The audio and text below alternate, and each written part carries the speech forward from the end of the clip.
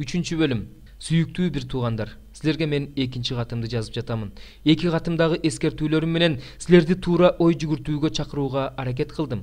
Ыйык пайгамбарлар аркылуу буга чейин айтылып келген сөздөрдү, Теңирдин жана куткаруучунун элчилер аркылуу берген осуяттарын унутпооңорду каалайм. Баарынан мурда акыркы күндөрү өздөрүнүн дене кумарлары боюнча иш кылган шылдыңчылдар келерин билип койгула. Алар анын келем деген убадасы гана. Ата-бабаларыбыздын деле көзү өтүп кетти. Башында кандай болсо, азыр деле баары ошол бойдон деп айтышат.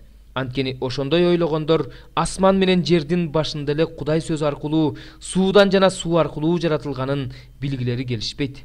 Бирок байыркы дүйнө топон суу аркылуу жок болгон. Ал эми ошол эле Кудай сөзү аркылуу сакталып турган азыркы асман менен жер от үчүн сакталып турат.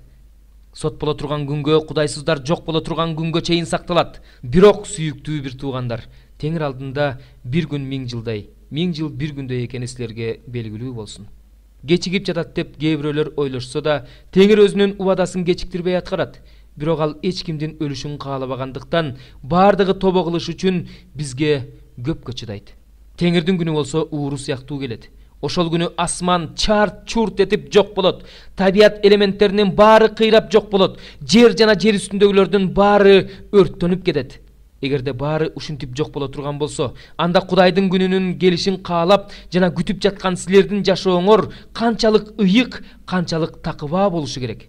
Ошол күнү асман өрттөнүп жок болот. Табият элементтеринин баары жалындаган отто эрийт. Бирок биз анын убадасы боюнча адилеттик гана өкүм сүргөн жаңы асман менен жаңы жерди күтүп жатабыз. Сүйүктүү бир туугандар, ошону күтүп жаткандыктан анын алдына таза жана кемчиликсиз болуп, тынчтык менен келүүгө аракеттенгиле. Биздин сүйүктүү бир тууганыбыз Павыл да өзүнө берилген акылмандуулук менен силерге жазып жибергендей, биздин Теңирибиздин чыдамдуулугун куткарылууңар катары эсептегиле.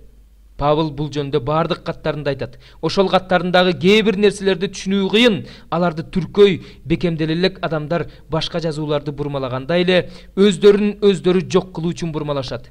Демек, сүйүктүү бир туугандар, ушуну алдын ала билгендиктен, мыйзамсыздардын азгырыгына жетеленүүдөн, өзүңөр бекемделген негизден четтеп кетүүдөн сак болгула.